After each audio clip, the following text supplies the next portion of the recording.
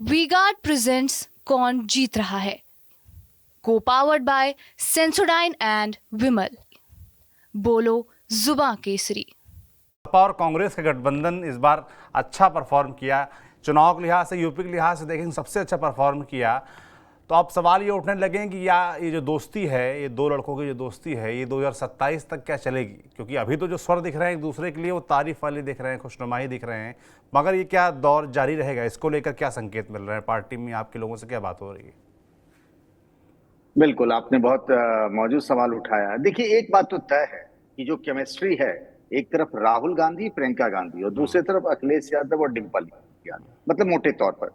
और इन्हीं चारों ने मिलकर एक तरीके से ज्वाइंट कैंपेन जब भी किया तो यही चारों में से 2-3 साथ दिखे हैं। देखिए, लोकल लेवल पर अगर हम बात करें तो समाजवादी पार्टी और कांग्रेस के नेताओं के बीच में झगड़े हो सकते हैं, एक दूसरे के खिलाफ बयानबाजी हो सकती है, ये मोटे तौर पर मानकर चलिए। लेकिन जो केमिस्ट्री इन चारों की आपस की है, वो तो ऐसा लग रहा है कि भैया ये जोड़ फेविकोल का है। वो जो पुराना वाला ऐड है ना फेविकोल का, जी। उसी टाइप का कुछ मामला लग रहा है। ये 2017 वाला प्रयोग तो नहीं है, जब कांग्रेस और समाजवादी पार्टी ने साथ मिलकर यूपी का विधानसभा चुनाव लड़ा, चुनाव के नतीजे आए और फिर दोनों एक दूसरे के खिलाफ हम आपके हैं कौन के मुद्रा में आ गए और एक दूसरे के खिलाफ ही लड़ने लगे। मामला ऐसा नहीं है। यहाँ फील गुड बहुत चल रहा है।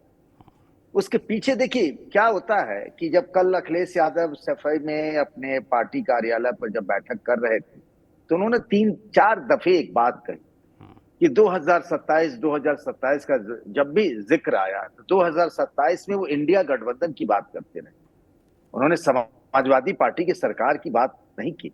उन्होंने कहा इंडिया गठबंधन की सरकार बनेगी, समाजवादी पार्टी और कांग्रेस की सरकार बनेगी, पीडीए की सरकार बनेगी। उन्होंने अब ये भी कहा कि पीडीए जो है वो हम दोनों का है। मतलब वो राहुल गांधी, प्रियंका गांधी का भी जिक्र कर रहे हैं और इधर भी जिक्र कर रहे हैं। बेसिकली है क्या मामला, पूरा बताऊं आपको।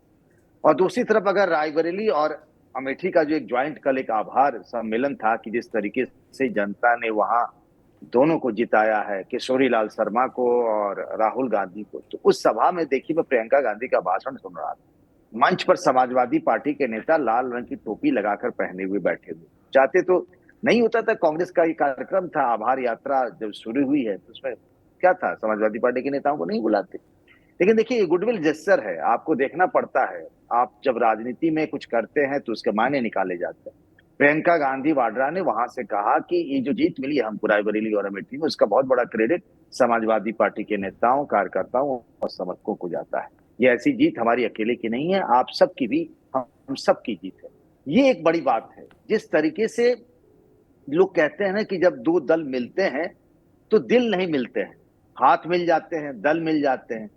यहाँ दल मिले हैं तो हाथ भी मिला, मन भी मिला है, दिल भी मिला है। ये हो सकता है कि कुछ लोकसभा क्षेत्रों में, कुछ विधानसभा क्षेत्रों में दोनों पार्टी के कार्यकर्ता, क्योंकि कई बार क्या होता है ना कि जब दोनों पार्टी चुनाव लड़े थे, ऐसा भी कोई विधानसभा सीट होगी जहां से समाजवादी पार्टी का नेता चुनाव लड़ना चाहेगा, कांग्रेस भी टिकट किसी एक को मिलेगा तो दूसरा हो सकता है नाराज हो जाए। लोकल लेवल पर भले झगड़े हो जाए, बयानबाजी हो जाए, ये सब चीजें समझ में आ रही है, होने वाला भी है।